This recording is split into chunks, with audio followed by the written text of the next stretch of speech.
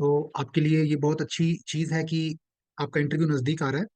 और देखिए, इंटरव्यू के कंपोनेंट्स की हम बात करें तो सबसे इंपॉर्टेंट सेगमेंट इंटरव्यू का है आपका एचआर। आपके जो क्वेश्चंस हैं जो आपके ऊपर बनते हैं वो सबसे इंपॉर्टेंट होते हैं एक इंटरव्यू के अंदर। एचआर जो है वो इंटरव्यू का सबसे इंपॉर्टेंट पार्ट है। आप कैसे इंसान हैं, दैट इज वेरी इंपॉर्टेंट।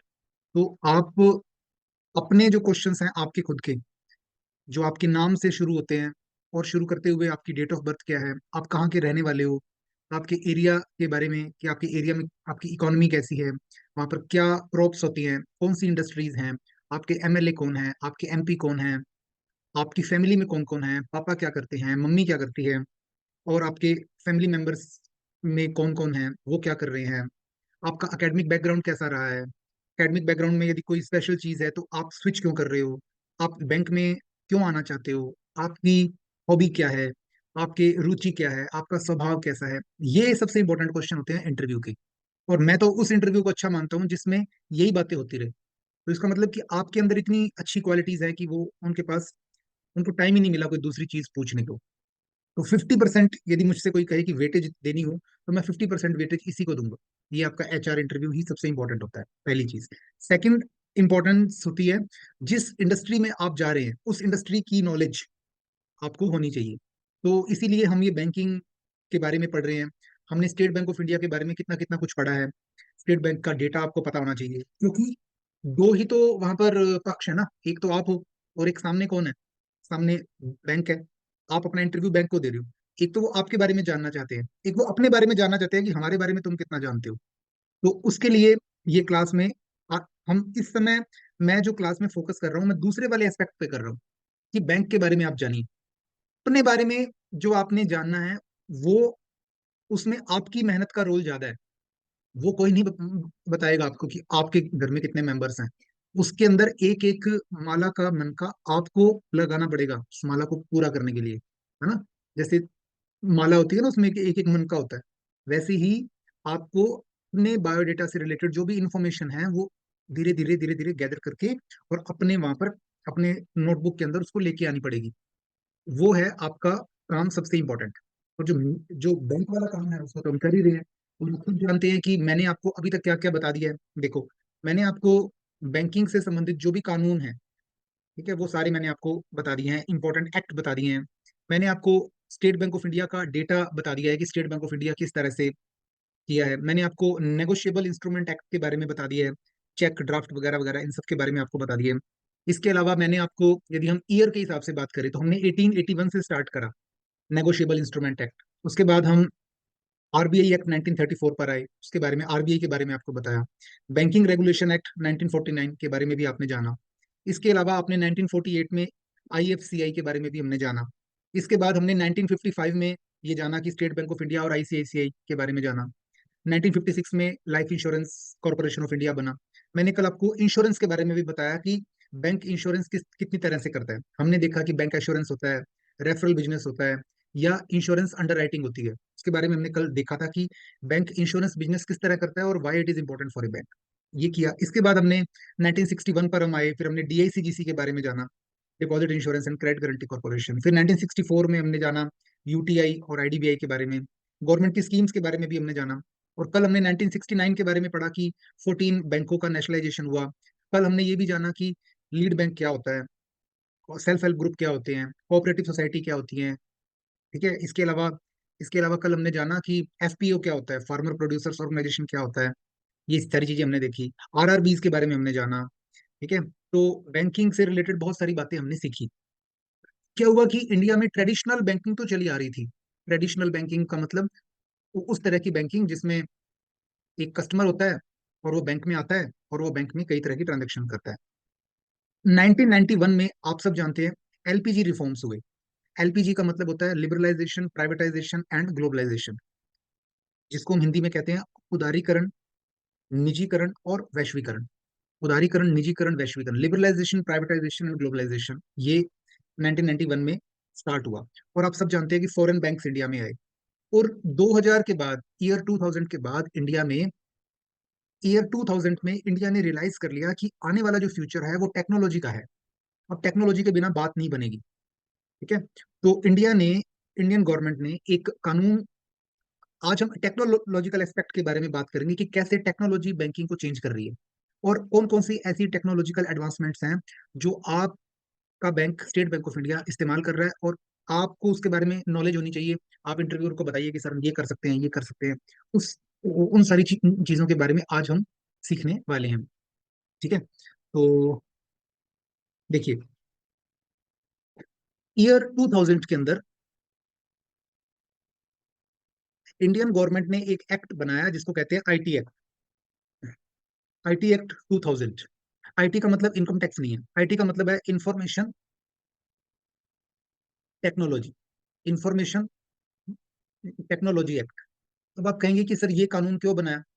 इस एक्ट में गवर्नमेंट ऑफ इंडिया ने, इंडियन गवर्नमेंट ने ये कहा कि आज तक जो भी डॉक्यूमेंट पेपर फॉर्म में होते थे, अब वो सारे डॉक्यूमेंट डिजिटल फॉर्म में भी हो सकते हैं। ठीक है।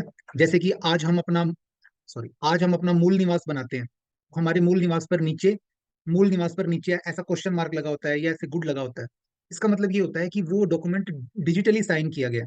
लेकिन डिजिटल सिग्नेचर को किसी एक्ट में वैलिडिटी तो मिलनी चाहिए ना। ऐसे मतलब, तो इस कानून में ये कहा गया कि ऐसे करके डिजिटल सिग्नेचर भी हो सकता है। इंडिया में कोई भी डॉक्यूमेंट है, जैसे, तो आप उसको डिजिटली भी बना सकते हो। तो उसको legal validity information technology act में दी गई। और आप सब जानते हैं कि यदि कोई आदमी फेसबुक पर, इंस्टाग्राम पर या व्हाट्सएप पर कोई गलत मैसेज भेजता है जिससे समाज के अंदर हेट आती है, या फिर कोई न्यूडिटी, है ना, कोई इस तरह से गलत चीजें यदि इन चैनल्स पे भेजी जाती हैं, पायरेटेड चीजें भेजी जाती हैं, तो उसके ऊपर जो कार्रवाई होती है वो इंफॉर्मेशन टेक्नोलॉजी एक्ट में होती है।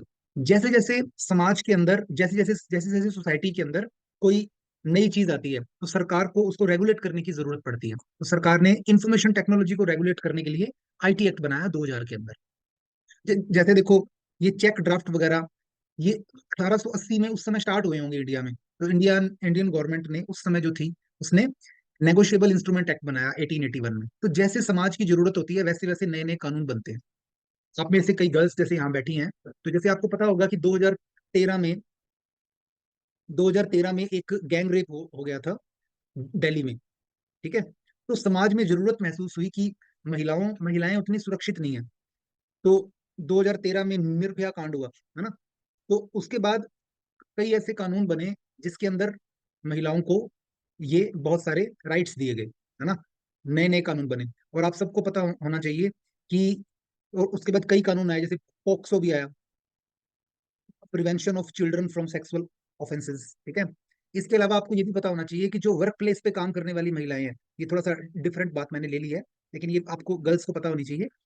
वर्क प्लेस पे जो काम करने वाली महिलाएं हैं उनके लिए भी भारत सरकार ने बहुत सारे कानून बनाए हैं, ताकि वर्क प्लेस एक सेफ रहे वुमेन के लिए। तो जितनी भी गर्ल्स इस मीटिंग के अंदर है, दो बातें आप ध्यान रखिएगा। मैं अभी आपको स्क्रीन पर ही दिखाता हूँ। ये मेरी मेल आईडी आपको दिखाई दे रही होगी अभी। देखिए, दो चीजें आप ध्यान रखना। 1 मिनट, शेयर को मैं चेंज करता हूँ।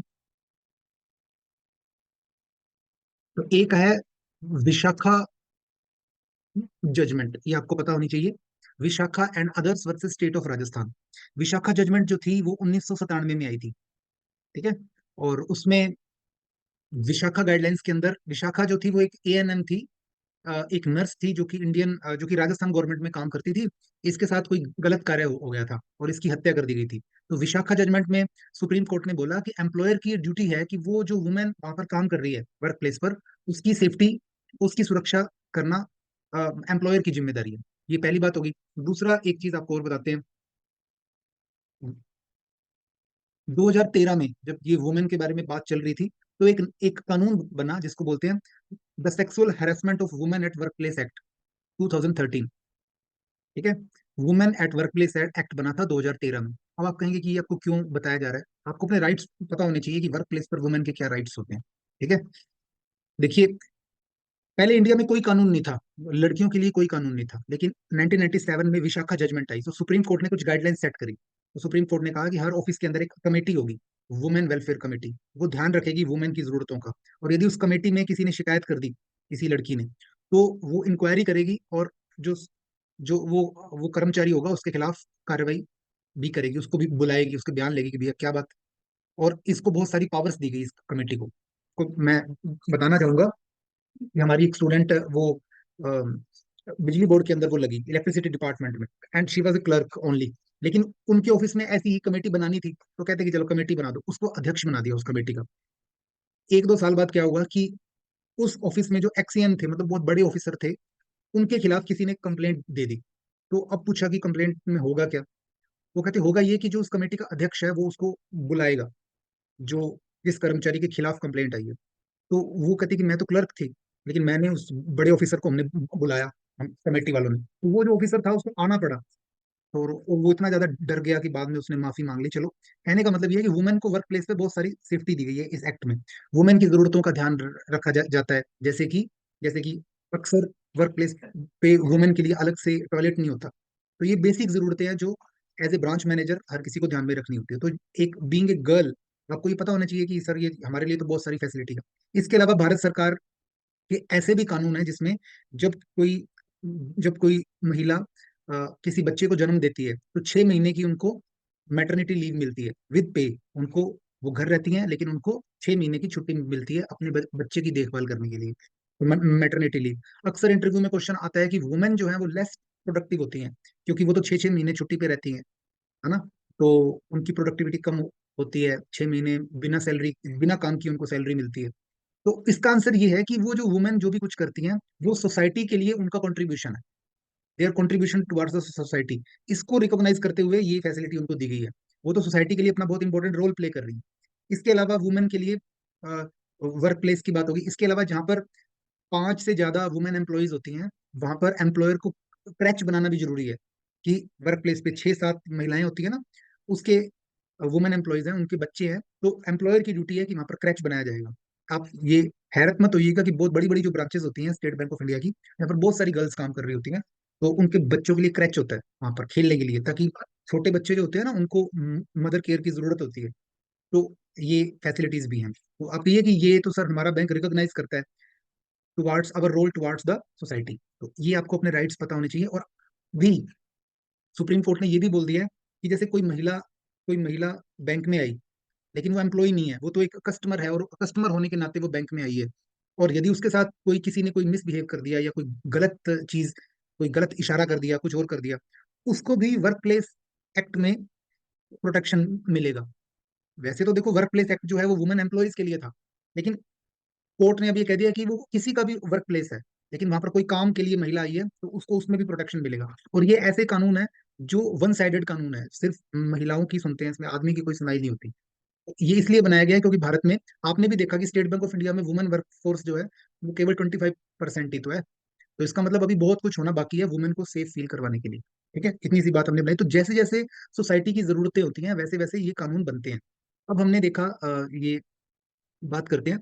तो हुआ क्या कि जैसे जैसे सोसाइटी आगे बढ़ी, तो हमारे देश में ऑनलाइन पेमेंट्स वगैरह का सिस्टम स्टार्ट हुआ। ठीक है, ऑनलाइन पेमेंट वगैरह स्टार्ट हुई। अब देखो, दो ऐसे प्रोडक्ट हैं जो आरबीआई ने स्टार्ट करे सबसे पहले। अब वो आरबीआई ने कौन कौन से प्रोडक्ट स्टार्ट करे, देखो, अभी हम देखते हैं कि आरबीआई ने कौन से प्रोडक्ट स्टार्ट करे। आरबीआई के इंटर बैंक ट्रांसफर करने वाले प्रोडक्ट कौन से हैं बताइए, जिनसे हम एक बैंक से दूसरे बैंक में फंड ट्रांसफर कर सकते हैं। आरबीआई के वो प्रोडक्ट कौन से हैं? देखो, आरबीआई के दो प्रोडक्ट हैं, एक तो आरटीजीएस है और एक एनईएफटी है। ये दोनों प्रोडक्ट किसके हैं? आरबीआई के हैं, रिजर्व बैंक ऑफ इंडिया के। और इन सब के बारे में आप जानते हैं, आरटीजीएस का मतलब होता है रियल टाइम ग्रॉस सेटलमेंट, और एनईएफटी का मतलब होता है नेशनल इलेक्ट्रॉनिक फंड ट्रांसफर। लेकिन आज के सेशन में हमने आरटीजीएस और एनईएफटी को नहीं पढ़ना। लेकिन आपको ये पता होना चाहिए कि ये दोनों प्रोडक्ट आरबीआई के हैं। ठीक है, आरबीआई जैसे किसी एक बैंक से दूसरे बैंक में यदि फंड की मूवमेंट होनी है, फंड ट्रांसफर होना है, तो आरबीआई के पास सारे बैंकों का अकाउंट होता है। जैसे मान लो कि पैसा पीएनबी से एसबीआई में जाना है, तो आरबीआई इनकी सेटलमेंट करवाता है। आरबीआई के थ्रू ये पैसा स्टेट बैंक ऑफ इंडिया में चला जाता है। आरबीआई पीएनबी के अकाउंट से एसबीआई के अकाउंट में पैसे डाल देता है। तो इनकी क्लियरिंग कौन करवाता है? आरबीआई करवाता है। लेकिन जैसे जैसे टाइम आगे बढ़ा, तो हमने देखा कि लोग तो 100 रुपए, 200 रुपए, 500 रुपए, 1000 रुपए, इस तरह के ट्रांजेक्शन करने लगे। 100 रुपए, 200 रुपए, 500 रुपए, 1000 रुपए, इस तरह की ट्रांजेक्शन करने लगे। इन सारी ट्रांजेक्शन को क्या बोलते हैं? रिटेल ट्रांजेक्शन बोलते हैं। रिटेल ट्रांजेक्शन्स, जैसे मैंने किसी से बिस्किट लिए और उसको मैंने 20 रुपए ट्रांसफर कर दिए। किसी से मैंने दूध लिया, उसको मैंने 50 रुपए ट्रांसफर कर दिए। तो आरबीआई कहता है कि यार मैं पागल हूँ क्या? जैसे वो एक मीम बनता है ना कि मारो मुझे मारो। आरबीआई कहता है कि यार मैं तुम्हारे 50-50 रुपए की सेटलमेंट करवाता रहूंगा क्या? 10 रुपए तुम भेज रहे हो, तुम मेरे को तंग कर रहे हो। तुम रोज की तुम्हारी इतनी सारी पेमेंट्स हो रही है, रिटेल पेमेंट्स, दिन में कम से कम 4-5 छोटी मोटी पेमेंट तो मैं ही कर देता हूँ, एक जो मैं बिल्कुल इस्तेमाल ही नहीं करता इसको, लेकिन मुझे फिर भी मजबूरी में करनी पड़ जाती है। तो कहने का मतलब आरबीआई कहता है कि ये रिटेल जो पेमेंट्स है ना, यार मेरे को माफ करो, मैं नहीं करवा सकता है। आरबीआई कहता है कि यार ये तुम एनईएफटी आरटीजीएस ना, तुम छोड़ो इनको, अब तुम छोटी छोटी पेमेंट तुम्हारे कस्टमर्स कर रहे हैं, तो ये पेमेंट्स तुम मुझसे मत करवाओ। मैं इसको नहीं, मतलब ये मेरे लिए काफी मुश्किल है। तो बैंकों ने कहा कि तुम ही तो हो हमारे, आप ही तो है हमारे सबसे बड़े, और हमारे हमारे सबके बैंकर ऑफ द बैंक्स, और बैंकों के रेगुलेटर भी आप हैं। आप नहीं करोगे तो कौन करवाएगा ये? और हम तो आपको ही बोल सकते हैं, आप हमारी क्लियरिंग करवाओ, हमारे अकाउंट्स तो आपके पास ही हैं। तो आरबीआई कहता है कि तुम छोटे छोटे रुपयों की क्लियरिंग करवाने के लिए मेरे पास मत आओ, तुम एक बैंक लेड मॉडल बनाओ। बैंक लेड मॉडल बनाओ। तुम्हें आरबीआई की जरूरत नहीं है, तुम्हें एक अम्ब्रेला ऑर्गेनाइजेशन की जरूरत है। अम्ब्रेला ऑर्गेनाइजेशन की जरूरत है तुम्हें एक। बैंकों ने कहा कि ये अम्ब्रेला ऑर्गेनाइजेशन क्या होता है? अम्ब्रेला, है ना? अम्ब्रेला का मतलब होता है कि एक छतरी। वो आरबीआई कहता है कि तुम ऐसे करो, तुम एक कंपनी बनाओ सारी मिलके। तो बैंकों ने मिल करके एक कंपनी बनाई, जिस कंपनी को क्या कहा जाता है? एनपीसीआई कहा जाता है। ठीक है? बैंकों ने मिल करके एक कंपनी बना ली जिसको बोलते हैं एनपीसीआई। ये एनपीसीआई क्या करती है? इसकी छतरी के नीचे जो भी बैंक है, जैसे कि स्टेट बैंक ऑफ इंडिया, जैसे पीएनबी, आईसीआईसीआई, है ना, ऐसे बहुत सारे बैंक हैं। 56 तो बड़े बड़े बैंक है जो इसके नीचे, इस छतरी के नीचे है। तो एनपीसीआई क्या करता है, इन बैंकों में आपस में कोई भी ट्रांजेक्शन होती हैं, तो उनकी सेटलमेंट कौन करवा देता है? एनपीसीआई करवा देता है। एनपीसीआई शाम को हिसाब कर लेता है। एनपीसीआई क्या करता है, शाम को हिसाब करता है कि आज का टोटल क्या रहा। आज टोटल ये रहा कि एसबीआई से तो पैसे गए हैं नेट, देखो कुछ पैसे एसबीआई में आए होंगे, कुछ पैसे एसबीआई से गए होंगे, कुछ पैसे पीएनबी में आए होंगे, कुछ पैसे पीएनबी से गए होंगे, कुछ पैसे आईसीआईसीआई में आए होंगे, कुछ पैसे आईसीआईसीआई से गए होंगे। तो लेकिन ओवरऑल इन सारों का जोड़ लास्ट में क्या होगा? जीरो। किसी एक बैंक से पैसे आए होंगे, किसी एक से गए, तो शाम को इनका हिसाब किताब होता है एनपीसीआई के पास। और एनपीसीआई ये हिसाब आरबीआई को पकड़ा देता है एक साथ, कि भैया ये इनका लेन देन है, इसको आप सेटल कर दीजिए। तो आपने देखा कि एनपीसीआई क्या है? एनपीसीआई एक अम्ब्रेला ऑर्गेनाइजेशन है। This is very important word, umbrella organisation है, जो भारत में पेमेंट और सेटलमेंट सिस्टम्स को ऑपरेट करता है। अब आपके मन में ये क्वेश्चन आ सकता है कि ये एक कंपनी है जो बैंकों ने मिलकर के बनाई है।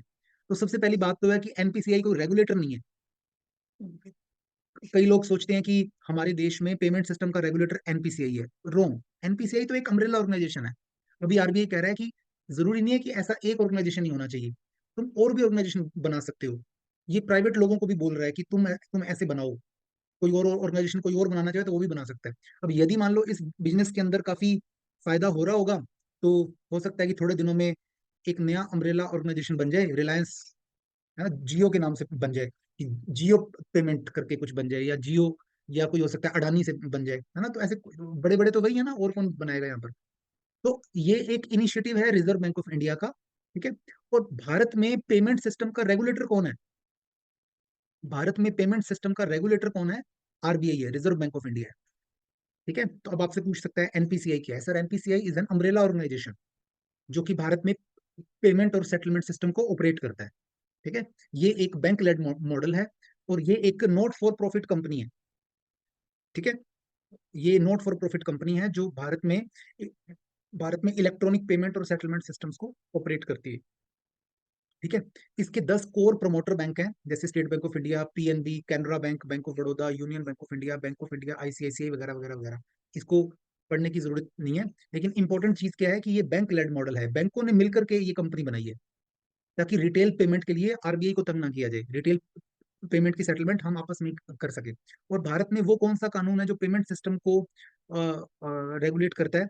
वो है payment and settlement systems act 2007, PSS act बोलते हैं। और payment and settlement system act में आरबीआई को पेमेंट सिस्टम का रेगुलेटर बनाया है। ठीक है। तो जो इंडियन बैंक्स एसोसिएशन है, अभी बैंकों के बीच में वेज रिलेटेड समझौता हो रहा है, आपको पता है 5 डेज बैंकिंग हो रही है। बैंक जो है वो 5 दिन खुला करेंगे। आप बैंक के एम्प्लॉय बनने जा रहे हैं ना, तो 5 दिन हफ्ते में आपको काम करना होगा। तो बैंकों का ये समझौता कौन कर रहा है? बैंकों का एक संगठन है जिसको बोलते हैं आईबीए। आरबीआई और आईबीए ने मिलकर के ये एक कंपनी बनाई है, जिस कंपनी को क्या कहा जाता है? एनपीसीआई कहा जाता है। ठीक है। तो अब आपको समझ आ गया होगा कि एनपीसीआई जो है वो एक कंपनी है जो कि बैंकों ने मिलकर बनाई है, और ये एक अम्ब्रेला ऑर्गेनाइजेशन है जो भारत में पेमेंट और सेटलमेंट सिस्टम्स को ऑपरेट करता है। क्या आपको ये बात समझ आ गई है? ठीक है। क्या एनपीसीआई भारत के पेमेंट सिस्टम का रेगुलेटर है? यस और नो? मैं आपसे पूछता हूँ। पूछता है भारत। भारत में पेमेंट सिस्टम का रेगुलेटर नहीं है एनपीसीआई। एनपीसीआई बस एक कंपनी है और कुछ नहीं है, ऐसी और कंपनियां भी हो सकती हैं। ठीक है। अब हम बात करते हैं, इसमें 56 मेंबर बैंक्स है, और ये मेंबर और ज्यादा बढ़ रहे हैं, जैसे अभी कई छोटे छोटे आरआरबी वगैरह इसमें जुड़ते जा रहे हैं। तो अब एनपीसीआई के प्रोडक्ट्स की बात करते हैं। तो एनपीसीआई का सबसे बड़ा प्रोडक्ट है रुपे। ठीक है। रुपे। रुपे का मतलब क्या है? रुपे का मतलब है रुपीज। पे का मतलब है पेमेंट। Rupees payment. तो ये भारत का इंडिजीनियसली डेवलप्ड पेमेंट सिस्टम है, भारत का घरेलू पेमेंट सिस्टम है। ठीक है। और जैसे आप जानते हैं कि कार्ड ऑपरेटर कंपनीज होती है ना, वीजा है, मास्टर कार्ड है, मेस्ट्रो है, ऐसे बहुत सारी कंपनीज होती हैं जो कार्ड सिस्टम्स को ऑपरेट करती हैं, लेकिन ये सारी विदेशी कंपनियां हैं। भारत में एनपीसीआई ने भारत का घरेलू एक कार्ड सिस्टम बनाया है जो 3 तरह के कार्ड इशू करता है। कौन कौन से कार्ड इशू करता है? डेबिट कार्ड, क्रेडिट कार्ड और प्रीपेड कार्ड। देखो, आप सब जानते हैं कि जो डेबिट कार्ड होता है वो अक्सर हमारे सेविंग बैंक अकाउंट से लिंक होता है। क्रेडिट कार्ड जो होता है वो एक तरह का हमारा लोन अकाउंट होता है। और एक होता है प्रीपेड कार्ड। अब आपके मन में ये प्रश्न आ सकता है कि प्रीपेड कार्ड क्या होता है? देखो, जैसे जो एक एग्जांपल से आपको समझाता हूँ। मान लो कोई एमआर है। एमआर क्या होता है बताइए? एमआर होता है मेडिकल रिप्रेजेंटेटिव, है ना? तो ये डॉक्टर्स के पास जाते हैं, और एमआर जो होते हैं वो डॉक्टर को बोलते हैं कि आप हमारी दवाई लिखो, हम आपको गिफ्ट देंगे। डॉक्टर कहता है कि गिफ्ट मत लाओ, गिफ्ट मेरे पास बहुत पड़े हैं, आप मुझे पैसे दे दो, तो मैं अपने आप खरीद लूंगा गिफ्ट। तो अक्सर कई बार जो एमआर होते हैं वो डॉक्टर को एक प्रीपेड कार्ड दे देते हैं। प्रीपेड कार्ड दे दिया, उसमें वैल्यू स्टोर है, बस आप उस कार्ड को इस्तेमाल करो। मान लो 7,000, 8,000, 10,000 रुपए उसमें स्टोर किए हुए हैं, उसको आप कहीं भी मार्केट में इस्तेमाल कर लो। इसको बोलते हैं प्रीपेड कार्ड। जैसे मेरी सिस्टर है, वो स्टेट बैंक ऑफ इंडिया में है। तो एक बार उन्होंने काफी सारी इंटरनेट बैंकिंग करी, मोबाइल बैंकिंग से लोगों को जोड़ा। तो बैंक ने खुश होकर उनको एक प्राइस दिया, 8,000 रुपए का। बैंक ने उनको एक प्रीपेड कार्ड दे दिया, इसको आप कुछ करो मार्केट में, आप कुछ भी खरीद लो। इसको प्रीपेड कार्ड बोलते हैं। ठीक है। जैसे एलआईसी के जो एम्प्लॉयज होते हैं उनको एलआईसी एक प्रीपेड कार्ड देती है, मील कूपन के रूप में देती है। उनको रोज के खाने का पैसा मिलता है। पता है आपको एलआईसी में, किसी आपका कोई फ्रेंड एलआईसी में तो उससे पूछना, उनको एक प्रोडेक्सो नाम की कंपनी होती है, उसके कार्ड मिलते हैं। इन सब कार्ड्स को कौन सा कार्ड बोला जाता है? प्रीपेड कार्ड बोला जाता है। ठीक है। तो अब, और इसके अलावा आजकल जो कार्ड है ना वो कॉन्टेक्टलेस भी हो गए हैं। देखो, वैसे तो आप सब जानते हैं कि पीओएस मशीन होती है, जिसको हम बोलते हैं point of sale. Point of sale वाली मशीन होती है, उसमें हम कार्ड को स्वाइप करते हैं, फिर उस कार्ड से पेमेंट होती है। लेकिन आजकल नई नई तरह की पेमेंट सिस्टम आ रहे हैं, जिसको हम बोलते हैं कॉन्टेक्टलेस पेमेंट। कॉन्टेक्टलेस पेमेंट का मतलब, जैसे एक दिन मैं अपने दोस्त के साथ खाना खा रहा था, तो उसके पास एक कार्ड था, एटीएम कार्ड, जो कार्ड वाईफाई कार्ड था। तो जब हमने खाना खाया तो मैंने कहा कि मैं पेमेंट कर देता हूँ, लेकिन वो कहता कि पेमेंट हो गई। मैंने कहा कि ये पेमेंट कैसे होगी? वो कहता कि मेरे पास जो कार्ड है ना, मेरे पास जो कार्ड है वो वाईफाई कार्ड है, ये इस होटल के वाईफाई में आ गया, तो बस मैंने पता नहीं इसको ऑथराइज कर दिया, तो ये पेमेंट हो गई। उसने उसको बोला कि आप इस कार्ड को देख लो, और वो बिना कांटेक्ट किए पेमेंट होगी। इसके अलावा ऐसी बहुत सारी अ, ऐसी बहुत सारी टेक्नोलॉजीज भी हैं जिनसे कॉन्टेक्टलेस पेमेंट हो जाती है, वो हम आगे और प्रोडक्ट्स हैं उसमें देखेंगे। तो कहने का मतलब ये हो गया कि ये रुपे जो है वो इंडिया का इंडिजीनियस कार्ड सिस्टम है। ठीक है। तो इसके कई क्रेडिट कार्ड हैं, डेबिट कार्ड हैं, प्रीपेड कार्ड हैं, गवर्नमेंट स्कीम्स के कार्ड भी हैं इनके, जैसे मुद्रा कार्ड, पनग्रेन, किसान क्रेडिट कार्ड है। ये सारे किसके प्रोडक्ट्स हैं? RuPay classic, RuPay premium, RuPay select. ठीक है। तो रुपे रुपे जो है वो एनपीसीआई का एक प्रोडक्ट है। अभी एक एग्जाम हुआ था कोई, उसमें पूछा था कि एनपीसीआई का प्रोडक्ट कौन सा है, ऐसा कोई क्वेश्चन आया था किसी एग्जाम में। शायद आईबीपीएस मेंस में आया था, पता नहीं किस में आया था। अभी ये क्वेश्चन आया था। अब देखो, मैं एक सिचुएशन आपके साथ डिस्कस करता हूँ। मान लो कि जैसे आप सब जानते हैं कि, जैसे देखो, सपोज करिए कि हमारी जो क्लास है, ठीक है, वहां पर धिंगड़ा क्लासेस में एक पीओएस मशीन हमने लगा रखी है। हमारा अकाउंट जो है वो, हमारा जो अकाउंट है वो स्टेट बैंक ऑफ इंडिया में, ठीक है। और सपोज करिए कि कोई एक स्टूडेंट है और उसने हमें मान लीजिए 2,000 रुपये पे करने। इस स्टूडेंट का जो अकाउंट है वो पीएनबी के अंदर है, पंजाब नेशनल बैंक के अंदर है, और इसके पास पीएनबी का कार्ड है। इस स्टूडेंट ने पीएनबी का कार्ड हमारी मशीन में लगा दिया। ये मशीन जो है वो स्टेट बैंक ऑफ इंडिया की है, जो धींगड़ा क्लासेस में लगी हुई है। इस मशीन ने देखा कि ये क्या हो गया, ये तो कार्ड आ गया मेरे पास, और ये कार्ड किसका है, पीएनबी का। इसका पासवर्ड वगैरह तो पीएनबी के पास है ना। ये तो, और मेरे को तो पहले ये भी पता करना पड़ेगा कि क्या इस अकाउंट में, इस पीएनबी के अकाउंट में पैसे भी हैं या नहीं है। तो इसका मतलब ये हुआ कि एक मशीन जो एसबीआई के सर्वर से कनेक्टेड है, उसको पीएनबी के कुछ डेटा की एक्सेस चाहिए। कम से कम जो मिनिमम डेटा ये चाहिए वो ये चाहिए कि इसके अकाउंट का बैलेंस चाहिए, और इसके अकाउंट में से पैसे यहाँ लेके आने हैं। इसका मतलब कोई ऑथराइजेशन भी चाहिए, कोई पासवर्ड एक्सेस भी चाहिए, कुछ और चाहिए। इसका मतलब ये हुआ कि कोई ना कोई ऐसा सिस्टम होना चाहिए जहां पर एसबीआई और पीएनबी का डेटा आपस में मिलता हो कहीं आके, तो ही तो एसबीआई को पीएनबी वाले अकाउंट का बैलेंस पता चलेगा ना। तो इस चीज को बोलते हैं, इस चीज को बोलते हैं national financial switch. National financial switch, national financial switch जो है ये किसके पास है, एनपीसीआई के पास है। देखो, आप सब जानते हैं कि एनपीसीआई एक बैंक लेड मॉडल है, बैंक लेड मॉडल है। इसे बैंकों ने मिलकर बनाया है। तो जो इस अम्ब्रेला के नीचे हैं, ये एक अम्ब्रेला एंटिटी है ना, तो इस अम्ब्रेला के नीचे जो भी बैंक है, उन सारों ने अपनी तारों को जोड़ दिया। इस समझाने के लिए बता रहा हूँ। इस स्विच के जरिए वो आपस में जुड़े हुए हैं, और इन सब ने अपनी तारों को जोड़ दिया। इससे इनके सारे एटीएम उटीएम आपस में जुड़े हुए हैं इस नेशनल फाइनेंशियल स्विच स्विच से।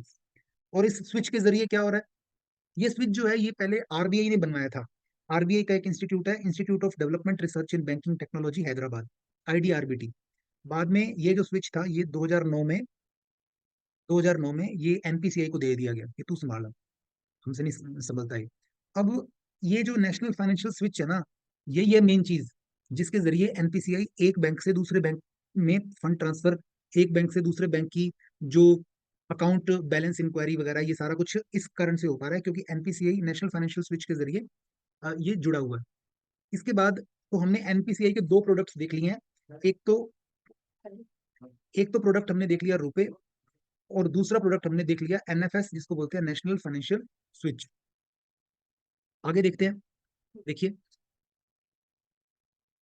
एनपीसीआई का तीसरा प्रोडक्ट, एनपीसीआई का तीसरा प्रोडक्ट है इमीडिएट पेमेंट सर्विस। जैसा कि मैंने अभी आपको बताया कि रिटेल पेमेंट्स 50 रुपए, 10 रुपए, आरबीआई कहता है कि यार मैं नहीं करवा सकता है। ये आरटीजीएस एनईएफटी, आरटीजीएस एनईएफटी, ये सारी चीज तो मैं चला रहा हूँ चलो, लेकिन ये 10-10 रुपए के लिए नहीं है। तुम कोई और प्रोडक्ट बनाओ रिटेल पेमेंट के लिए। तो एनपीसीआई एक सोल्यूशन लेके आया जिसको कहा जाता है इमीडिएट पेमेंट सर्विस, आईएमपीएस बोलते हैं इनको। और इससे भी इंटर बैंक ट्रांजेक्शन होती हैं, एक बैंक से दूसरे बैंक में ट्रांजेक्शन की जा सकती हैं, 24x7 एंड 365 डेज की जा सकती हैं। देखो इससे होता क्या है, मान लो कि किसी बैंक ने एक बंदा है, रेमिटर है, जिसने पैसे भेजने हैं। वो अपने बैंक को बोलेगा कि 10 रुपए भेजो, और ये 10 रुपए का सिग्नल किसके पास जाएगा, एनपीसीआई स्विच के पास जाएगा, और यहाँ से फिर पैसे इस वाले के पास चले जाएंगे। वो जो बैंक होगा वो उसके अकाउंट में पैसे डाल देगा। तो मेन चीज जो यहाँ पर काम में आ रही है वो क्या आ रही है, NPCI switch. This switch is very important. ये स्विच ही है जिसके कारण से एनपीसीआई ये सारे काम कर पा रहा है। इसने सारे बैंकों के लिए को आपस में कनेक्ट करने के लिए एनपीसीआई स्विच डेवलप किया। तो रुपे कार्ड हो चाहे आईएमपीएस हो, ये सारा जो ये सारी जो फैसिलिटीज हैं ये एनपीसीआई स्विच के कारण ही हो पा रही है। क्योंकि जो भी इसकी छतरी के नीचे आ गया उसको उसकी तार को देते हैं उसमें, मतलब उसका डेटा। तो एनपीसीआई जो आईएमपीएस है वो दो तरह से हो सकता है। एक तो बैंक अकाउंट और आईएफएससी कोड के द्वारा आप पैसे भेज सकते हैं। आईएफएससी का मतलब होता है Indian financial system code, IFSC code होता है। जैसे मेरा अकाउंट राइसिया नगर एसबीआई में है, जहाँ का आईएफएससी कोड है SBIN 000632 7। ये हमारा ब्रांच नंबर है, तो ये इसका आईएफएससी कोड है। या फिर आप अपने मोबाइल नंबर के द्वारा भी पैसे भेज सकते हैं, जिसको MMID बोलते हैं। MMID का मतलब होता है mobile money identifier. Mobile money identifier, mobile money identifier, ठीक है। और अभी ये सारे बैंक जो है, ये 5 लाख रुपए तक की पेमेंट, 5 लाख रुपए तक की पेमेंट यहाँ भेज सकते हैं। ये चाबी यहाँ पड़ी है ऑफिस की, मेज पे पड़ी है। तो हमने देखा कि 3 प्रोडक्ट्स हैं जो अभी तक हमने देखे हैं। देखिए एक चीज मैं आपको और बता दूं।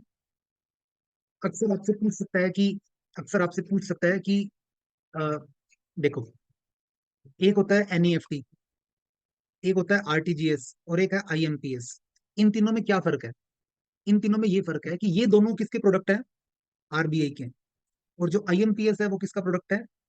NPCI का प्रोडक्ट है, national payment corporation of India का प्रोडक्ट है। इसकी लिमिट ज्यादातर बैंकों ने 5 लाख रुपए तक सेट की हुई है, ठीक है।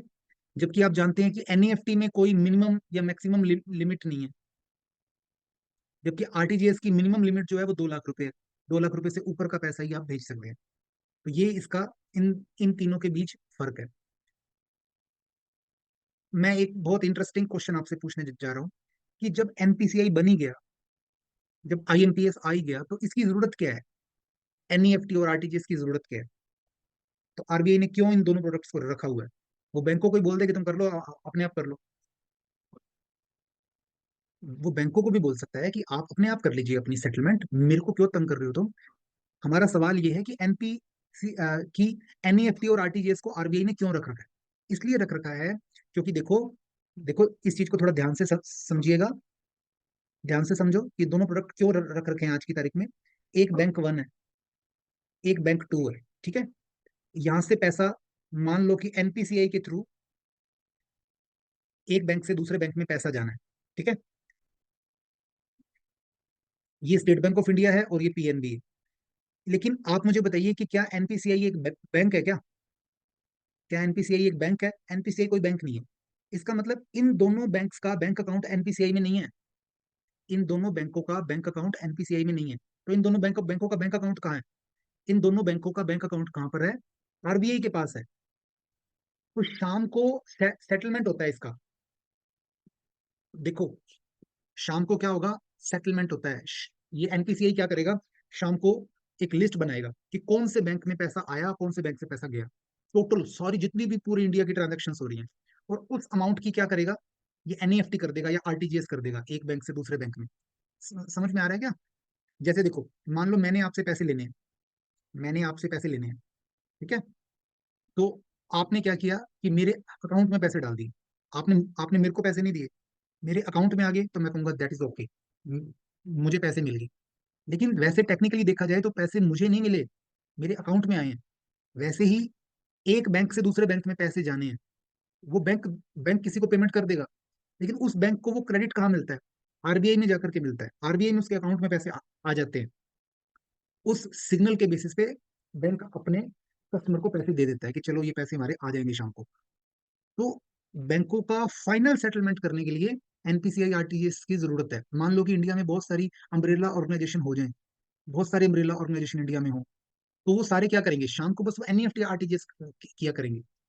यानी फाइनल सेटलमेंट जो है वो तो RBI नहीं होगा ना। क्या आप मेरी बात को समझ पा रहे हैं जो मैं समझाना चाह रहा हूँ? फाइनल सेटलमेंट जो है वो तो RBI नहीं होगा ना, ठीक है। नमन को समझ में आ गया? और बताइए, क्या बाकी सबको समझ में आ गया? मीनल जी को भी आ गया? तो हमने अभी तक 3 प्रोडक्ट्स देख लिए हैं। सबसे पहला प्रोडक्ट हमने रुपए देखा, दूसरा प्रोडक्ट हमने NFS देखा, नेशनल फाइनेंशियल स्विच, तीसरा प्रोडक्ट हमने देखा IMPS, जो कि इंटरबैंक फंड ट्रांसफर के लिए काम आता है। अब हम अगला प्रोडक्ट देखते हैं। अगला प्रोडक्ट है NACH। NACH का मतलब होता है national automated clearing house. National automated clearing house. अब अब ये सवाल उठता है कि ये NACH क्या है? NACH क्या है? ठीक है। देखो नैच क्या है ये भी आपको समझाते हैं। मान लो कि ये मैं हूं और मैंने एक इंश्योरेंस पॉलिसी करवाई। मैंने एक इंश्योरेंस पॉलिसी करवाई, ठीक है। और ये एक इंश्योरेंस कंपनी है, जो कि मेरी इंश्योरेंस कंपनी LIC है, क्योंकि मैं LIC पे भरोसा करता हूँ। तो मैंने, मेरी जो इंस्टॉलमेंट है वो हर मार्च के महीने में जाती है, और इंस्टॉलमेंट की अमाउंट होती है तकरीबन 30,000 रुपीज, ठीक है। तो मुझे हर मार्च में LIC को 30,000 रुपये पे करने होते हैं। दो तरीके हैं, या तो मैं LIC को खुद ही पेमेंट कर दूं, या मैं LIC को नैच मैंडेट भर के दे दूं। क्या भर के दे दूं? नैच मैंडेट। अब आप कहोगे कि सर ये मैंडेट क्या होता है? जैसे देखो, ये आपकी मीटिंग जो है वो जूम पर चल रही है ना? जूम पर चल रही है ये मीटिंग, ठीक है। जूम पे चल रही है ना? रात को मैंने इस आईडी को परचेज करा। आपको सब पता है ये मैंडेट क्या होता है। तो मैंने इस आईडी को परचेज किया, और सपोज करो कि मेरे पर मंथ 1,500 रुपये इसमें लगने हैं। तो ये 1,500 रुपये क्या होगा? ये 1,500 रुपीज इन्होंने मेरे से ओके करवा दिया। तो ओके करवाने में भी ये होगा कि ये हर महीने ये पैसा मेरे अकाउंट से कट जाया करेगा, हर महीने कटेगा, है ना। इसको मैंडेट बोलते हैं, कि मैंने वो OTP इनको बता के मैं इनके जाल में फंस गया, अब ये पैसे हर महीने कटा करेंगे। वैसे तो देखो, आजकल OTT प्लेटफॉर्म्स हैं, आप सब परचेज करते ही होंगे, है ना। वो उसको मैंडेट बोलते हैं, कि जो हर कुछ निश्चित टाइम पीरियड के बाद जो काम होना है उसको मैंडेट बोलते हैं। कि आपने एक इंस्ट्रक्शन दे दी, स्टैंडिंग इंस्ट्रक्शन दे रखी है कि मेरे अकाउंट से पैसे काट देना। तो नैच मैंडेट मैंने दे दिया LIC को। और LIC का अकाउंट किसके पास है? LIC का अकाउंट PNB में है, मेन अकाउंट। LIC अपने बैंक को बोलेगा कि यार हमारा एक कस्टमर है, उसका मैंडेट हमारे पास आया हुआ है, ठीक है। तो बैंक पूछेगा कि कौन सा मैंडेट आया आपके पास। वो कहेंगे कि मैंडेट आया, नैच का मैंडेट आया। तो ये मैंडेट जो है वो LIC का जो बैंक है वो NPCI को भेज देगा, और NPCI इसको ओके कर देगा कि ठीक है। यानी कि मैंडेट देने का मतलब ये है कि मैं NPCI को ये बोल रहा हूँ कि आप मेरे अकाउंट से पैसे काट के, आप स्टेट बैंक में मेरा अकाउंट है ना, मैं स्टेट बैंक में मेरा अकाउंट है, कि SBI से आप PNB में पैसे भेज देना हर मार्च में। इसको बोलते हैं नेच, नेशनल ऑटोमेटेड क्लियरिंग हाउस। इसमें ऑटोमेटेड एक बैंक से दूसरे बैंक में पैसा कट जाता है, आमतौर पर ये इंस्टॉलमेंट्स के लिए। और आप जानते हैं कि म्यूचुअल फंड का एक प्रोडक्ट होता है SIP। SIP का मतलब होता है सिस्टमेटिक इन्वेस्टमेंट प्लान। कोई आपकी किस्त जानी है, उसके लिए आप नैच मैंडेट का इस्तेमाल करते हैं। तो NACH provides electronic mandate platform to register mandates and facilitating paperless collection process for corporates and banks. It provides both account based and Aadhaar based transactions. जब कोई कंपनी को किसी से इंस्टॉलमेंट्स लेनी है, जैसे कई बार EMI लेनी होती है किसी कंपनी ने, तो वो EMI का मैंडेट ले लेते हैं, अपने आप उसके अकाउंट से पैसा कटता रहता है। कई बार पैसे काटने के लिए भी नैच का मैंडेट हो सकता है, पैसे भेजने के लिए भी हो सकता है। तो दोनों तरह की ट्रांजेक्शन है इसमें। पुश ट्रांजेक्शन्स भी हो सकती है, पुल ट्रांजेक्शन्स भी हो सकती हैं। लेकिन इतना ध्यान रखना कि नेट जो है वो इंस्टॉलमेंट्स के लिए होता है, कि कोई किस्त आपकी जानी है जिसकी अमाउंट फिक्स है, उसके लिए आप नेच का इस्तेमाल करते हैं, ठीक है। स्टैंडिंग इंस्ट्रक्शन इसको बोला जा सकता है, ये एक स्थायी निर्देश होता है जो हम अपने बैंक को दे देते हैं, ठीक है। नेच, नेशनल ऑटोमेटेड क्लियरिंग हाउस है, इसको बोलते हैं। इसके बाद हम आगे बढ़ते हैं। एक सिस्टम आता है आधार बेस्ड, ABPS नहीं है ये, APBS है, आधार पेमेंट ब्रिज सिस्टम। आप कहोगे कि सर ये क्या है? आधार पेमेंट ब्रिज क्या होता है? आधार पेमेंट ब्रिज सिस्टम, आप सब जानते हो कि गवर्नमेंट ने डायरेक्ट बेनिफिट ट्रांसफर करना होता है। डायरेक्ट बेनिफिट ट्रांसफर को बोलते हैं DBT, डायरेक्ट बेनिफिट ट्रांसफर। अब देखो, मैं आपसे एक चीज पूछता हूँ, मैं आपसे एक चीज पूछता हूँ कि सरकार के पास लोगों का कौन सा डेटा होता है? क्या सरकार के पास हमारे बैंक अकाउंट नंबर होते हैं? ये देखो, बैंक अकाउंट नंबर तो चेंज होते रहते हैं ना, आज हमारा अकाउंट कहीं और है, कल हमारा अकाउंट कहीं और है। तो जो हमारी सरकारें होती हैं, सरकार के पास हमारा कौन सा नंबर होता है? आधार नंबर होता है।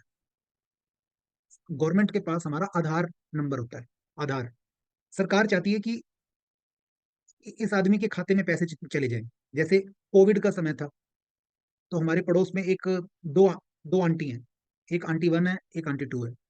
आंटी वन जो है वो रिच है, और आंटी टू जो है वो थोड़ी उतनी रिच नहीं है। चलो मैं इनके लिए पुअर वर्ड का इस्तेमाल कर देता हूँ, थोड़ा गरीब है।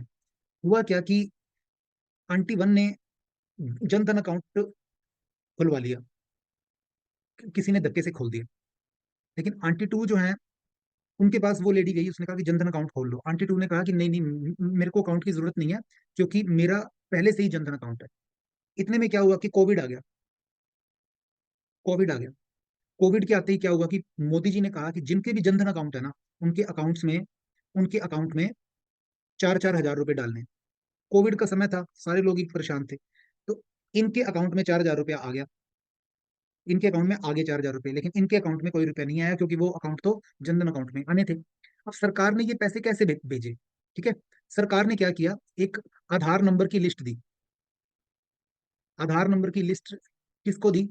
एनपीसीआई को, कि ये आधार नंबर है, आप मुझे चेक करके बताओ कि इनमें से किन किन आधार नंबर का जनधन अकाउंट है, और जिसका भी जनधन अकाउंट है ना, उसके अकाउंट में 4 हजार रुपये डाल दो। तो एनपीसीआई के पास कोई ऐसा सिस्टम होगा ना, कि वो आधार नंबर से लिंक कौन सा अकाउंट है वो चेक कर पाए। एक ऐसा सिस्टम एनपीसीआई के पास होगा ना, जिससे आधार की प्राइवेसी भी बनी रहे, लेकिन आधार नंबर से लिंक अकाउंट एनपीसीआई को पता चल जाए। ये सिस्टम जो एनपीसीआई के पास है, इसको बोलते हैं NPCI mapper. NPCI mapper map करने के लिए काम में आता है। मैप का मतलब होता है मिलान करना। एनपीसीआई मैप करके सरकार क्या करती है, आधार नंबर की लिस्ट देती है एनपीसीआई। आधार नंबर की लिस्ट देती है एनपीसीआई को, और उन आधार नंबर के अकाउंट में एनपीसीआई पैसे डाल देता है। इसको बोलते हैं आधार पेमेंट ब्रिज सिस्टम। एक ऐसा पेमेंट सिस्टम है जो आधार से डिपेंडेंट है, आधार से जुड़ा हुआ है। देखो, NPCI Mapper is a repository of Aadhaar numbers maintained by APB system and used for the purpose of routing the APB transactions to destination bank। इसको अपने आप पता चल जाता है कि ये पैसा यूको में जाएगा, ये पैसा उस बैंक में चला जाएगा, ये पैसा ये पैसा पोस्ट ऑफिस में जाना है, ये पैसा एनपीसीआई से एसबीआई में जाना है, ये पीएनबी में जाना है। तो आधार से, यानी केवल आधार के जरिए एक एक एक फाइल आधार नंबर की एनपीसीआई को मिलती है, और उसके जरिए लोगों को डायरेक्ट बेनिफिट ट्रांसफर हो जाता है। तो ये फैसिलिटी भी एनपीसीआई प्रोवाइड करता है अपने कौन से प्रोडक्ट के जरिए? एपीबीएस, आधार पेमेंट ब्रिज सिस्टम। ठीक है, तो ये आपको मैंने समझा दिया। इसके बाद आता है कि एईपीएस। देखो, इससे पहले हमने करा था एपीबीएस, आधार पेमेंट ब्रिज सिस्टम। यहाँ पर हम कर रहे हैं एईपीएस। एईपीएस का मतलब होता है एईपीएस का मतलब होता है Aadhaar enabled payment system. This is very important. हमारा एसबीआई भी इस सिस्टम का यूज कर रहा है for financial inclusion. Financial inclusion के लिए एईपीएस का इस्तेमाल होता है, आधार अनेबल्ड पेमेंट सिस्टम।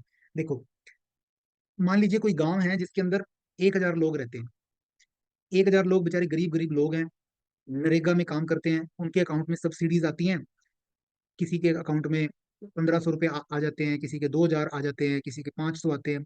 उन कस्टमर्स को एक तो वो बैलेंस चेक करना होता है, और बाद में वो बैलेंस उनको बैंक से निकालना होता है ना। अब मान लीजिए स्टेट बैंक ऑफ इंडिया इस गांव के अंदर अपनी ब्रांच खोल दे, तो स्टेट बैंक के लिए कितना नुकसान होगा, क्योंकि इस गांव में तो छोटे छोटे लोग हैं, और उनके पास कोई ज्यादा फंड्स भी नहीं है, इनको तो छोटी मोटी फैसिलिटी चाहिए, पैसे ही तो निकालने हैं। तो एनपीसीआई कहता है कि यार तुम्हें ब्रांच खोलने की कोई जरूरत नहीं है। There is no need to open a branch in every village.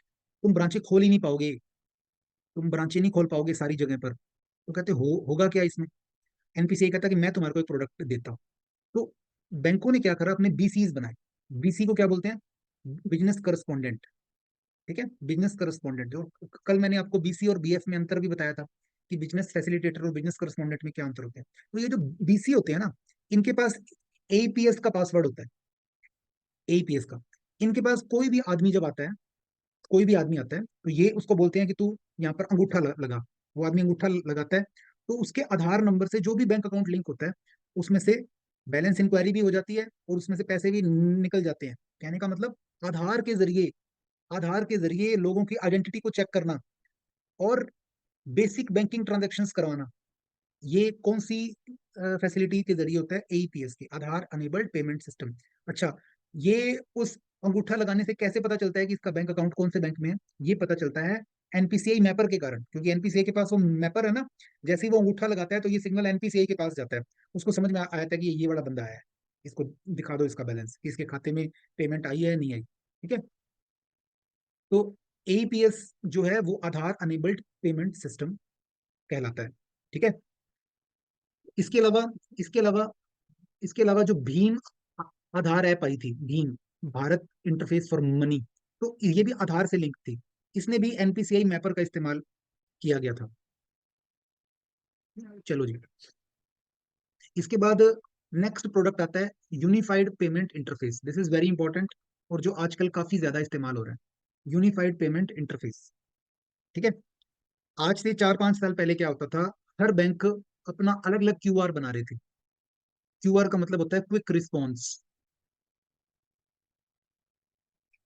तो हर बैंक अपना अपना क्यूआर कोड बनाते थे, और वो क्यूआर कोड का स्टिकर हमारी दुकान पे लगा देते थे। और हम कस्टमर को बोलते, कस्टमर हमसे पूछता था कि यार ये क्यूआर कौन सा है, तो हम कहते थे कि ये पेटीएम का क्यूआर है। तो कस्टमर कहता है कि यार मेरे पास तो पेटीएम है नहीं। तो इस तरह से मल्टीपल एप्स ने अपने अपने क्यूआर बनाए। ठीक है। सारी ऐप के अलग अलग क्यूआर थे। वो कंपनी ये कहती थी कि ये बहुत अच्छा काम हो रहा है, क्योंकि यदि पेटीएम का क्यूआर ज्यादा दुकानों पे लगा हुआ है तो लोगों को फोर्स हो जाएंगे लोग कि हम पेटीएम का इस्तेमाल करें। लेकिन एनपीसीआई ने उनकी ये सारी चीजें मिट्टी में मिला दी, और एनपीसीआई एक नया प्रोडक्ट लेके आया जिसको बोलते हैं यूपीआई। यूपीआई कहते हैं यूनिफाइड पेमेंट इंटरफेस। ठीक है। एनपीसीआई कहता है कि यार तुम तो एक एक वॉलेट का अलग अलग क्यूआर बना रहे हो, मैं आपको एक ही क्यूआर देता हूँ। ये क्यूआर आप स्कैन करो और आप किसी भी ऐप से कर लो, क्योंकि एनपीसीआई तो सारे बैंकों से लिंक्ड है ना। एनपीसीआई का तो मैं करवा दूंगा तुम्हारी पेमेंट। अब सारी एप्स के लिए ये मजबूरी होगी कि वो इस क्यूआर का इस्तेमाल करें। समझ आ गई ना। क्योंकि यदि अब ज्यादा कन्वीनियंट कौन सा है, यूपीआई वाला क्यूआर है ना। तो जैसे ही वो क्यूआर दुकानों पे लगता है तो उससे सारे हो जाते हैं। कोई ऐप यदि कहे कि हम तो नहीं आते इस पे, तो वो ऐप मार्केट में चल ही नहीं पाएगी, क्योंकि अब यूनिफाइड पेमेंट इंटरफेस दे दिया। इंटरफेस का मतलब होता है एक ऐसी फैसिलिटी है, वो एनपीसीआई ने दे रखी है। ऐप डेवलपर्स और जो मोबाइल एप्लीकेशन है बैंकों की, उनको आपने बोल दिया कि आप ऐसे करो, इस इंटरफेस को अपने अपने वाली ऐप में लगा लो। यानी इंटरफेस होता है कि कोई बनी बनाई फैसिलिटी जिसे आप अपनी ऐप के अंदर जिसे आप अपनी ऐप के अंदर इंट्रोड्यूस कर सकते हैं। ठीक है। इसको बोलते हैं एक इंटरफेस आपने दे दिया, यूपीआई को एक्सेस करने का एक रास्ता दे दिया, जरिया दे दिया। तो बैंकों ने क्या किया कि अपने स्टैंडर्ड इंटरफेस पे इसको लगाया, और इसको यूनिफाइड पेमेंट इंटरफेस बोलते हैं। ठीक है। और आप सब जानते हो यूपीआई का दिन रात हम इस्तेमाल करते हैं।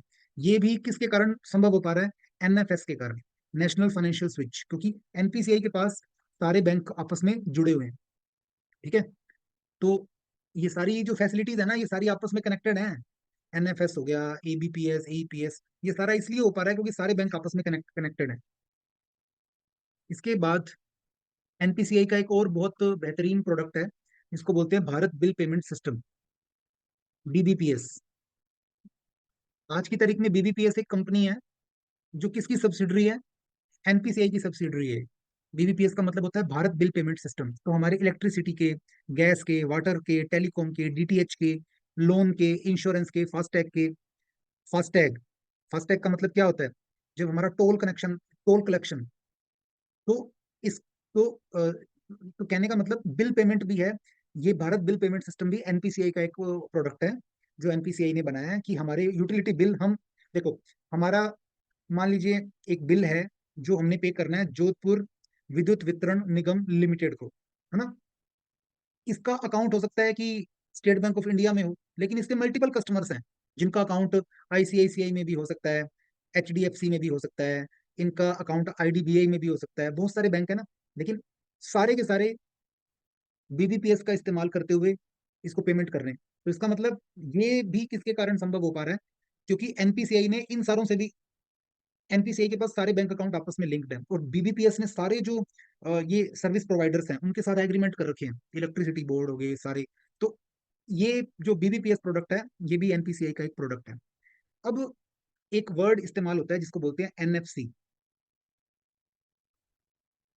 एनएफसी क्या होता है बताइए। एनएफसी की फुल फॉर्म क्या होती है। एनएफसी का मतलब होता है near field communication. Near field communication. Near field communication क्या होता है। नियर फील्ड कम्युनिकेशन होता है कि जैसे हम किसी मॉल में गए, ठीक है, मॉल में हमने एक ड्रेस देखी, हमें अच्छी लगी। मान लो छोटी सी ड्रेस है, कोई टोपी है, मान लो हम मोंटे कार्लो पे चले गए, और मोंटे कार्लो में जाके हमने क्या करा कि एक कैप ली हमने, और वो कैप के ऊपर एक छोटा सा कोई वो एक कोई छोटी सी डंडी सी लगी हुई थी। तो हमने कहा किसी को क्या पता चलता है, तो उस आदमी ने वो कैप अपनी जेब में डाल ली, और वो जेब में डाल के उस शोरूम से बाहर आने लगा। लेकिन जैसे ही वो शोरूम से बाहर आया, तो एक सायरन बजा, T T T T T T T T. तो उस आदमी ने कहा कि ये क्या हो गया? वो कहते आपकी जेब में कोई सामान है। तो ये कैसे पता चला? क्योंकि ये नियर फील्ड कम्युनिकेशन के कारण पता चला।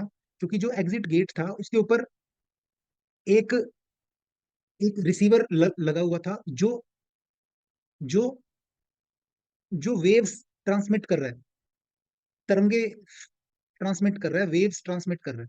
और जैसे ही आपके वाला वो जो छोटा सा डड्डू सा था, वो उसकी रेंज में आया, तो उसको पता चल गया कि यहाँ पर तो कोई चीज आ गई है, ये रेज के। तो उसको पता चल गया। इसको बोलते हैं नियर फील्ड कम्युनिकेशन। जब कोई चीज उसके संपर्क में आती है, तो वहां पर वो कम्युनिकेशन हो जाता है। इसी तरह से नियर फील्ड कम्युनिकेशन का एक और एग्जांपल है फास्टैग। फास्टैग क्या होता है? हमारे हमारी गाड़ी के ऊपर एक कार्ड सा लगा होता है, फास्टैग कार्ड। और जैसे ही टोल कलेक्शन सेंटर पर हमारी गाड़ी जाती है, तो अचानक से हमारे खाते में से पैसे कट जाते हैं। ठीक है, ये एक नियर फील्ड कम्युनिकेशन है। ये रेडियो वेव से होता है। रेडियो तरंगों से ये संप्रेषण, ये होता है। तो यानी कहने का मतलब ये हो गया कि जो टोल बूथ होते हैं वहां से रेडियो वेव्स निकल रही होती हैं, तो जैसे ही वो आता है तो वहां से वो उसको रीड कर लेती हैं, और हमारे अकाउंट में से पैसा कट जाता है। तो फास्टैग भी एक नियर फील्ड कम्युनिकेशन का एग्जाम्पल है। ठीक है। इसी तरह से मॉल्स के अंदर ये सारी आजकल आज की नई टेक्नोलॉजी है, नियर फील्ड कम्युनिकेशन। तो फास्टैग फास्टैग भी किसका प्रोडक्ट है? ठीक है। आजकल वर्चुअल कार्ड से भी पेमेंट हो जाती है, मोबाइल से बता रहे हैं। तो आजकल देखो, इसके अलावा एक RFID कार्ड होता है जिसको बोलते हैं रेडियो फ्रीक्वेंसी आइडेंटिफिकेशन स्टिकर। इसी को, ये फास्टैग जो होता है, ये रेडियो फ्रीक्वेंसी को आइडेंटिफाई करता है। तो जैसे ही हमारे कार्ड उसके संपर्क में आता है, तो ये पेमेंट हो जाती है। तो नियर फील्ड कम्युनिकेशन के सेक्टर में भी NPCI काम कर रहा है। और NPCI एक national electronic toll collection programme चला रहा है। और एक आपको बहुत बड़ी चीज बता दूं, एक एक कार्ड ये बना रहा है। ठीक है। इसका नाम यहाँ लिखा हुआ है, नहीं लिखा हुआ? चलो मैं आपको बताता हूँ। NPCI अभी एक कार्ड बना रहा है, बना क्या रहा है, बना लिया है इसने, जिसको बोलते हैं NCMC। इसको बोलते हैं national common mobility card. National common mobility card, ये कार्ड ये कार्ड NPCI ने बनाया है। दिखाते हैं आपको। अब आपको होगी कि सर ये NCMC क्या है? नेशनल कॉमन मोबिलिटी कार्ड क्या होता है? देखो, नेशनल कॉमन मोबिलिटी कार्ड, आप सब जानते हैं कि जब हम रास्ते के अंदर जाते हैं, तो हमें कई तरह के कार्ड्स अपने पास रखने पड़ते हैं। अब आप कहोगे कि ये क्या, कौन से कार्ड है? देखो, हमें रास्ते में टोल भी कटवाना है। हमें हो सकता है कि मेट्रो के अंदर भी एक नया कार्ड लेना पड़ता है। मेट्रो ट्रेन का सफर किया होगा आपने, मेट्रो कार्ड। कई ऐसे शहर हैं जहाँ पर साइकिल हम ले सकते हैं, साइकिलें, और वहां पर कार्ड से पेमेंट होती है। तो नेशनल कॉमन मोबिलिटी कार्ड है कि एक ऐसा कार्ड जो हर जगह चलेगा, हर जगह चलेगा। पेट्रोल पंप पे जाओगे वहां भी चलेगा। कॉमन मोबिलिटी कार्ड मतलब, मोबिलिटी का मतलब होता है एक जगह से दूसरी जगह पर जाना। तो वहां पर रास्ते में जो कुछ भी है, हर जगह चलने वाला काम। इंडिया का कोई भी टोल है, इंडिया का कोई भी ऐसी चीज जहां पर कोई कार्ड लगता है, तो हर जगह वो कार्ड लगेगा। उसको NCMC बोलते हैं, नेशनल कॉमन मोबिलिटी कार्ड। ये भी किसका प्रोडक्ट है? ये भी NPCI का प्रोडक्ट है। ठीक है। तो ये जितने भी प्रोडक्ट हैं, इनका इनका उद्देश्य क्या है? To transform India into a less cash society by touching every Indian with one और अदर पेमेंट सर्विसेज। NPCI के ये प्रोडक्ट केवल समाज के बड़े वर्ग के लोगों के लिए ही नहीं है, छोटे छोटे लोगों के लिए भी इसने प्रोडक्ट बनाए हैं। With each passing year we are moving towards our vision to be best payment network globally. और NPCI के पास जितने प्रोडक्ट हैं, इतने तो पूरे वर्ल्ड में भी किसी के पास नहीं है। ये जो पाकिस्तान के लोग हैं ना, ये कहते हैं कि यार ये वर्ल्ड कप चल रहा है, और ये इंडियन एप्स के ऊपर कई बार वर्ल्ड कप देखते थे। कहते इंडिया में जब भी वर्ल्ड कप होता है, तो जो एड आती है वो आती है UPI की, पेमेंट की, पर्सनल लोन की, इस तरह की एड आती है। लेकिन वो कहते हैं कि पाकिस्तान में जब हमारा वर्ल्ड कप चल रहा होता है, पाकिस्तानी चैनल्स पे हम देखते हैं, तो वहां पर तो ऐड आती हैं, जैसे सौंदर्य साबुन, निरमा शैम्पू की एड। लेकिन यहाँ पर शैम्पू शैम्पू की एड्स नहीं आ रही आजकल। इंडिया में काम ही यही चल रहा है। सारे लोग फाइनेंशियल सर्विसेज के अंदर घुसे हुए हैं। कोई बैंकिंग की ऐड आ रही है, कोई एप्स की ऐड आ रही है, कोई किसी चीज की ऐप है। तो एप्स का जो रेवोल्यूशन है ना, वो इंडिया के अंदर ही हो रहा है। नए नए प्रोडक्ट आए जा रहे हैं। रोज। ठीक है। एनसीएन एनसीएमसी शॉपिंग और रेस्टोरेंट पे चलता है, शायद चलता है, इसको देख लेना, है ना। क्योंकि ये मैंने भी थोड़ा टाइम पहले पढ़ा था एनसीएमसी, उस समय कह रहे थे कि ये शॉपिंग और रेस्टोरेंट पे भी चलेगा, लेकिन ये मोबिलिटी पे चलेगा तो ये इस पे भी चलेगा। साहिल जी कुछ क्वेश्चन कर रहे थे। तो आज हमने एनपीसीआई के कौन कौन से प्रोडक्ट देखे। चलो मुझे लिस्ट आउट करो कि हमने कौन कौन से प्रोडक्ट्स एनपीसीआई के देखे।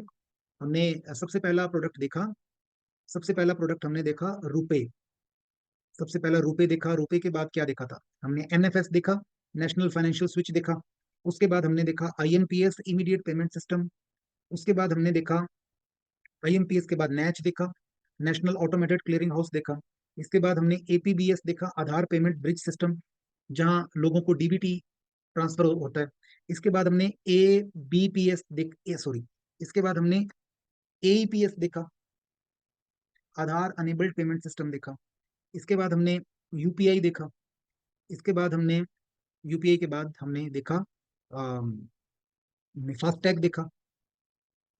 फास्टैग भी एक इसका प्रोडक्ट है एनपीसीआई का। इसके बाद हमने बीबीपीएस देखा, भारत बिल पेमेंट सिस्टम देखा। कुल मिला के हमें पता चल गया कि ये जो एनपीसीआई है, ये एक रिवोल्यूशनरी स्टेप है इंडियन बैंक्स का, क्योंकि सारे बैंकों ने कहा कि यार हम अकेले अकेले प्रोडक्ट डेवलप करते रहेंगे तो हम नहीं कर पाएंगे, क्योंकि क्योंकि टेक्नोलॉजी तो रोज चेंज होएगी। सारे कहते हैं यार अपने अलग अलग खर्चा लगा रहे हैं, अपने एक कंपनी बनाते हैं, वो कंपनी अपना करती रहेगी, रिलायबल सोल्यूशन लेकर के आती रहेगी। और लास्ट में हमने एनसीएमसी भी देखा। एनपीसीआई के बारे में आप सबने जाना कि it is an umbrella organisation for retail payments among various banks. बैंकों में पेमेंट और सेटलमेंट सिस्टम को फैसिलिटेट करने के लिए एनपीसीआई का निर्माण किया गया। ये एक अम्ब्रेला ऑर्गेनाइजेशन है, ये बैंक लेड मॉडल है। और आपको मैंने शुरू में ही बताया कि हमारे देश में ये कानून है जिसका नाम है payment and settlement systems act. ये 2007 में आया था, payment and settlement systems act. इस एक्ट ने आरबीआई को इंडिया के पेमेंट सिस्टम का रेगुलेटर बनाया। आज की तारीख में हमारी कंट्री में ये सारी चीजें चल रही हैं। इसमें बहुत लोग, जो लोग भी इस तरह की सर्विसेज से जुड़े हैं, वो काफी अच्छा अर्निंग कर रहे हैं। एक मेरी दोस्त है, उन्होंने क्या करा कि जो बीबीपीएस होता है ना, बीबीपीएस, तो इसमें क्या होता है कि इसमें क्या होता है कि बिल कलेक्शन करने वाले जो लोग होते हैं ना, वो उनको जोड़ना भी जरूरी होता है। कि मान लो देखो, आपके पास यदि बिजनेस करस्पॉन्डेंट का नेटवर्क है बहुत सारा, तो आप क्या कर सकते हो। तो उन्होंने क्या कर रखा है कि एक कंपनी बनाई, उन्होंने बीबीपीएस से एग्रीमेंट कर लिया, एक कंपनी बना के, और उन्होंने अपने नीचे बहुत सारे बीसी लगा लिए, जो बहुत सारी बिल कलेक्शन करते हैं, जैसे बिजली के बिल कोई बिजली बोर्ड के अंदर बैठ के ही कर रहा है। तो ये जो कंपनी थी ना, ये कंपनी उन्होंने बनाई, तो इसके अंदर ना इनको कमीशन मिलता है, क्योंकि यदि यही काम इलेक्ट्रिसिटी बोर्ड करता तो उसके लिए कितना दिक्कत होती। क्योंकि वो बेचारे पहले तो कैश इकट्ठा करते हैं, अपने एम्प्लॉय को सैलरी देते हैं, फिर वो कैश वो बैंक में जाके जमा कराते हैं, तो उनके लिए ऑपरेटिंग कॉस्ट बहुत ज्यादा आती है यदि वो खुद ये काम करते हैं। तो जो बिल कलेक्ट करते हैं ना, उनके लिए कमीशन होता है। तो जो बिजनेस, जो बीसी होते हैं ना, जो या फिर ई मित्रा वाले होते हैं, इनको इनके अंदर एक रुपये कमीशन होता है। लेकिन आप देखो कि इस एक रुपये 2 रुपये कमीशन में से इस कंपनी को यदि मान लो कि 50 पैसे भी मिलते हो, तो यदि इस कंपनी के पास बहुत बड़ा नेटवर्क हो ई मित्रा का, तो ये कंपनी कितने रुपए कमा सकती है। तो उन्होंने इतना बड़ा नेटवर्क अपना खड़ा कर दिया ई मित्राज का, कि they are earning very good, मतलब very handsome amount per day through bill collection on BBPS के जरिए। तो आज के लिए आ, आज जो हमने ये सेशन लिया, ये मैंने आपको जो चीजें बताई हैं, ये आपको लोगों से अलग करेंगी। ये लोग पढ़ के जाएंगे सेविंग अकाउंट, करंट अकाउंट, ये चीजें पुरानी हो गई हैं। आज के दौर की बात है, नए दौर में लिखेंगे हम मिलकर नई कहानी। आज के दौर के आप लोगों, आज के दौर की बात यही है कि ऑनलाइन ट्रांजैक्शन, डिजिटल, इन सब के बारे में आपको पता होना चाहिए। आज इतना ही करते हैं, अभी हम भी ऑफिस जाते हैं, और फिर शाम की फिर आपकी क्लास लेते हैं। आज के लिए इतना ही करते हैं। थैंक यू वेरी मच, धन्यवाद।